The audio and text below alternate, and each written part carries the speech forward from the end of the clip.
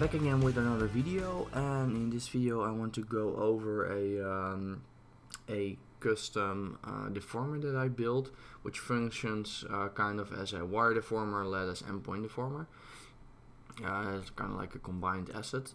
Project I'm working on currently, I had to do a lot of deformations on very heavy objects with a lot of points, and I needed to deform them based on splines. And the thing was just that you have a wire capture and wire deformer, which is it gets really heavy. It gets the job done, it works well, but like if you have a lot of points, it gets really slow. I also had that issue with the previous project that I did, where I was deforming pop sims post simulation, and was also getting really heavy and like long caches. So for this project I figured out another way to do it, and the same tool also works as a lattice or as a point deformer. It uses the same technique. It's built in VOPS, so you can add your own functionality to it. Of course, in this example, I'm just going over like the basics of it, but of course you can expand on it as much as you want. It's Houdini, of course. So let me show what the thing is. So what I'm doing here is I have a I have a line, just a regular line with like a lot of points. Then I have a circle here, scattering points on it. I'm copying points to it, and I have an attribute randomized, so you can actually have something to look at instead of just this black thing. So it looks like a candy cane now. Looks delicious. I want to eat it. Anyway, so normally what you have the wire deformer. So what you first do is you want to capture the geometry with the wires. So I want to here's the wire I'm going to use for deformation. So I have this geometry, and I'm capturing the geometry based on this radius, so in which I want to capture. Then I have like the wire deform, which takes the geometry that has the wire capture attribute as its attribute. Then I need to add the rest wires, which is this thing. I'm going to deform it based on this one. Then I have the edited wires, which is this thing. And if I turn on the wire capture, you can see it deforms, and then if I select points in there, you can see I can deform this is what this thing based on the spline, which works quite well. The thing is just it gets really slow. Like for example, if I have a animated object, for example, in here, like for example this line grows, so I have a carve in here which makes this grow, and then if you're copying it, it's growing. And if I'm doing the wire capture now, so let's go to the beginning. So in the beginning it's working, and now it's slowing to a crawl because it has to process so many points. So let's see how many points we have. It's only 90,000 now. If we go further in it, it's around 20,000. And this is getting pretty much unworkable. Imagine if you have a ton of these objects doing different deformations.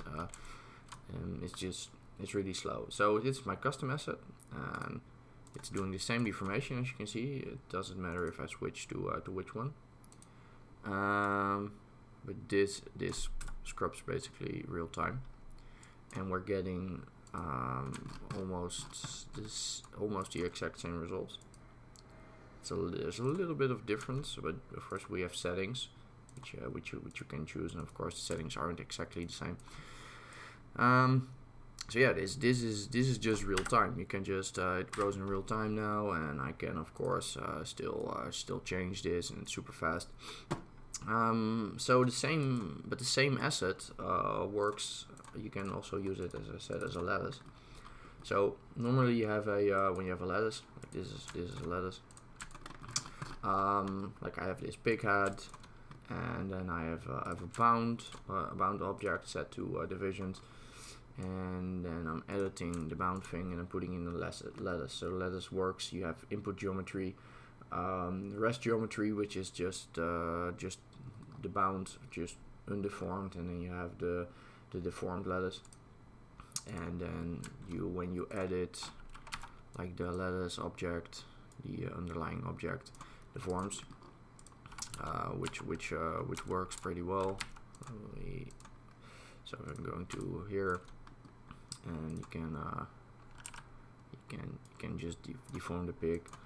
And here is the custom thing, which is using exactly the same techniques. And why am I getting all kinds of weird points? That's annoying. There we go. And the results are a little bit different, but here you have, maybe if I put up the search radius, or put down the search radius, or it's using point clouds. So I will show you in a bit how it works, but it does somewhat the same thing. You can animate the displace amount, and this it's about as fast as the lattice. I guess maybe in some places the lattice is faster, maybe in other heavier scenarios the custom thing is faster. It depends on how they are being handled under the hood, but like you can't enter every general. I think maybe you can. No, you can't enter the lattice, and you can't enter the wire deformer. I think no, you also cannot change the wire deformer. So in this one you can, of course, it's a digital asset, so you can jump into it and you can change stuff. And it also works as a point deformer. So what the point deformer, if you haven't used it, it takes rest geometry, it takes a regular, like a sphere, for example, and then a deformed sphere. So for example, I can like deform based on, I did a like this is a bouncing ball. Let me show you. It's just a fem object, which is deforming the pig. There we go. And so it's using that for deformations. And we have my custom thing, which does the same. So it's a general purpose thing instead of having to use the separate nodes, and you can of course expand on it, add some extra attributes. And also the nice thing about the lattice, if for example it's a lattice, you can only make it work with like with a bound object, but it's my custom, like for example if I put a sphere, I'm getting a bounding sphere. Let's do a polygon, and if I put this in here and then put an edit,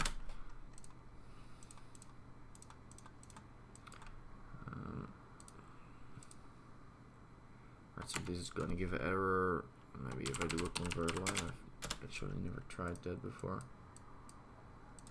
It's still giving an error.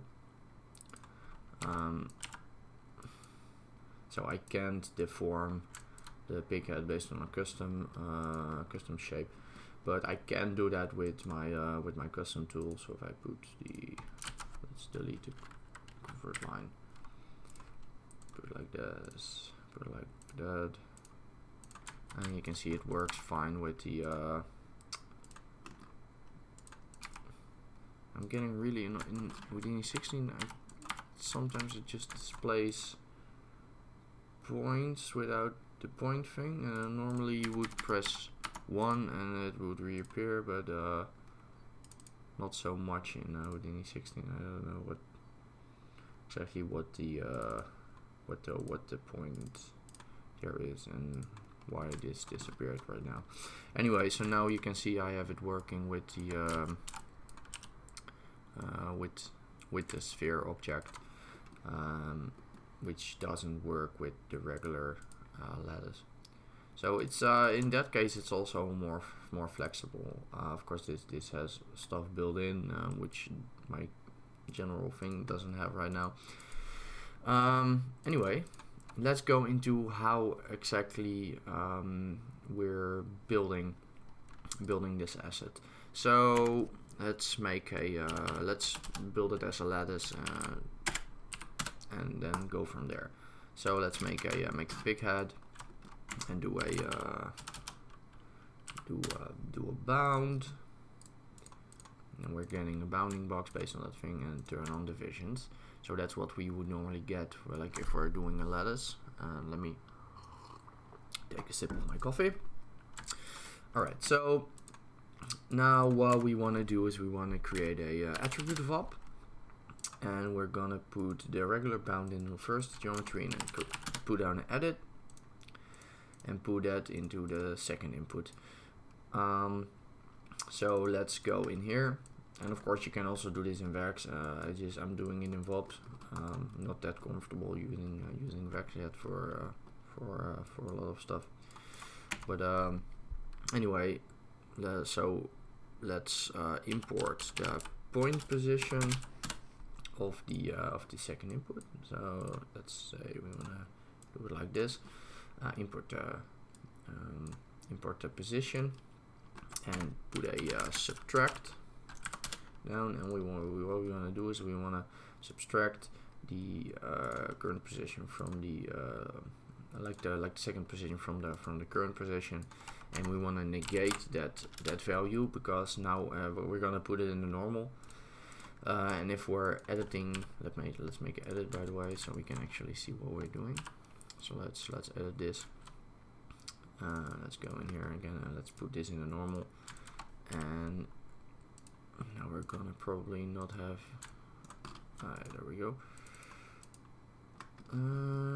Position. Oh, we need to not correct it. Right there we go.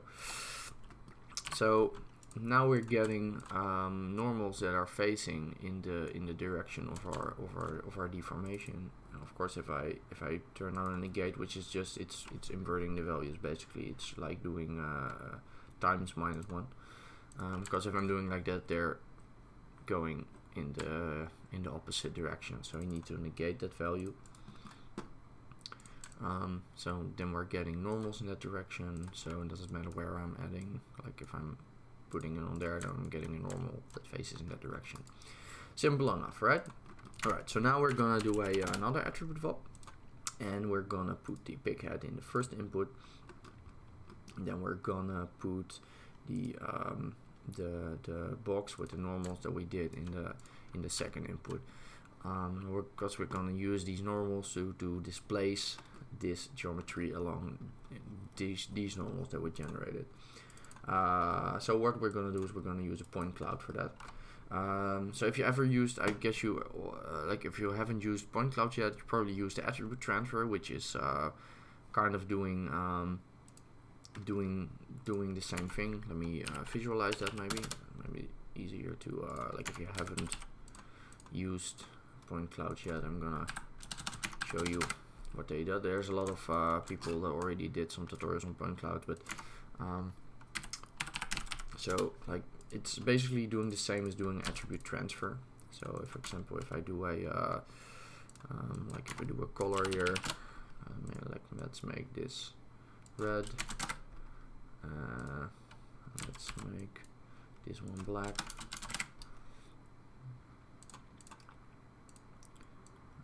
Alright, black, and we're transferring from the one, yeah. And why am I not getting?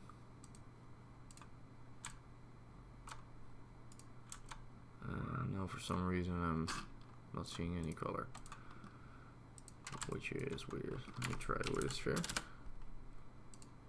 Wait, is it not working? Alright. Oh, maybe the radius wasn't big enough. Anyway, so basically, what this is kind of what a point cloud is. Like it's looking, for example, this is a point, and you're increasing the radius, and it's looking for points around that object, and it's transferring an attribute, which is what we're gonna do with the normal. So it's kind of like attribute transfer, but then inside of VOPS. Anyway, so do point cloud open. And we want to do a point cloud from the second input. second input, which is our box with the generated normals, of course, and we want to go over the position of this pig, so the point position of this pig that we're iterating on.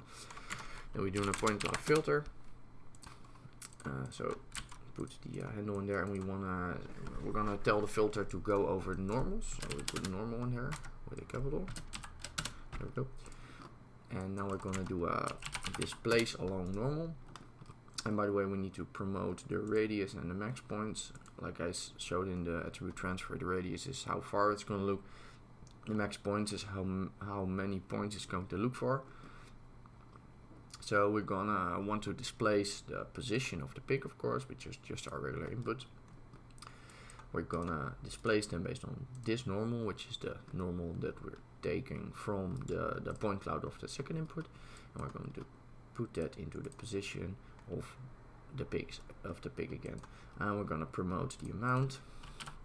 So if I'm going in here and let's move this up, and as you can see, we're getting just a really weird deformation now because it's the radius is set really low. But if I'm upping the radius, you can see I'm getting a nice deformation. If I'm increasing the number of points, it's going to be a bit more accurate.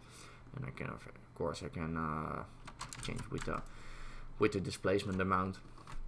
And that's basically the gist of what this whole thing is.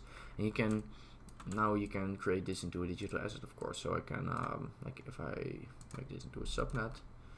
Now the inputs are wired a little bit weird by default. So let's say we wanna just, because it's more useful, of course, if we wanna have the pig head in the first one, and then the red wire is in this one, and then the third one. Now we need to rewire. Now we're getting weird results. Now we need to rewire it in here as well. So this would be this, and then this needs to go in there. And then we have a subnet, which is doing exactly the same thing.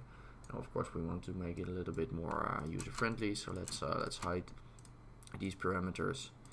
Go in here and let's say we wanna, because which parameters do we want? We want the point cloud, of course, search radius, number of points, displacement amount. I guess that's only ones that we need.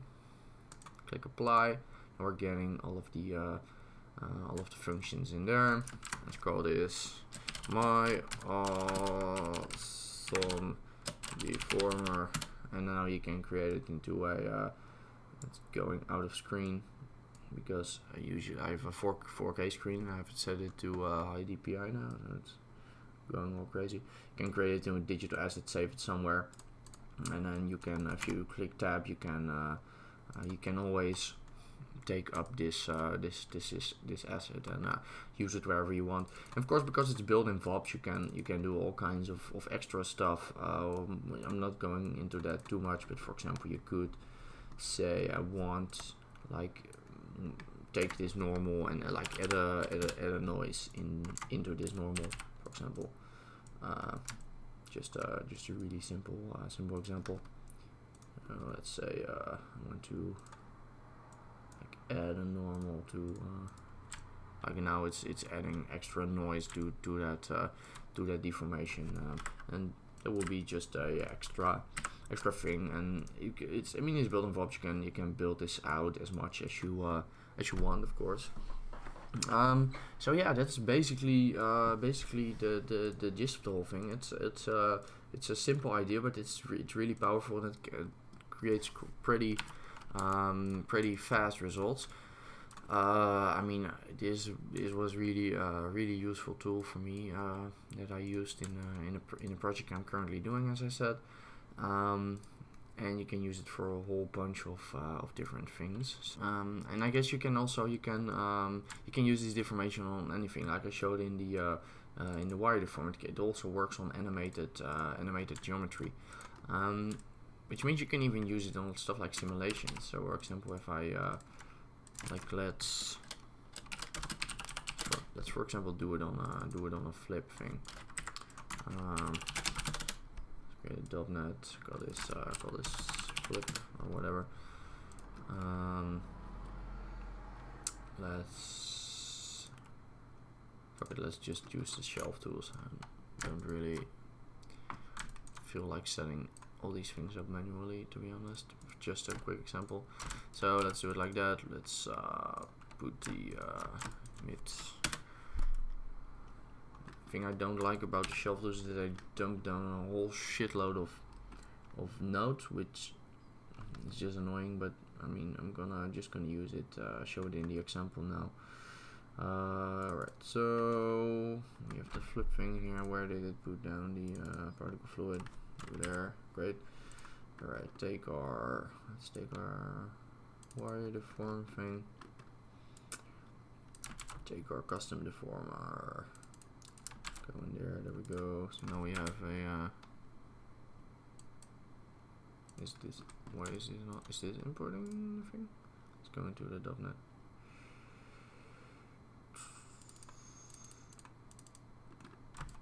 Okay, let's put down some gravity. Alright, so let's go into particle fluid. Right, so now we're having some falling flip particles here. Yeah, beautiful. And like for example, you can use this to so let's make a line. Let's make it edit this line. So let's put edit. Put this one in here, this one in there, this one in there. And let's edit our line. Actually grab some points. There we go. So now we're post deforming our flip simulation.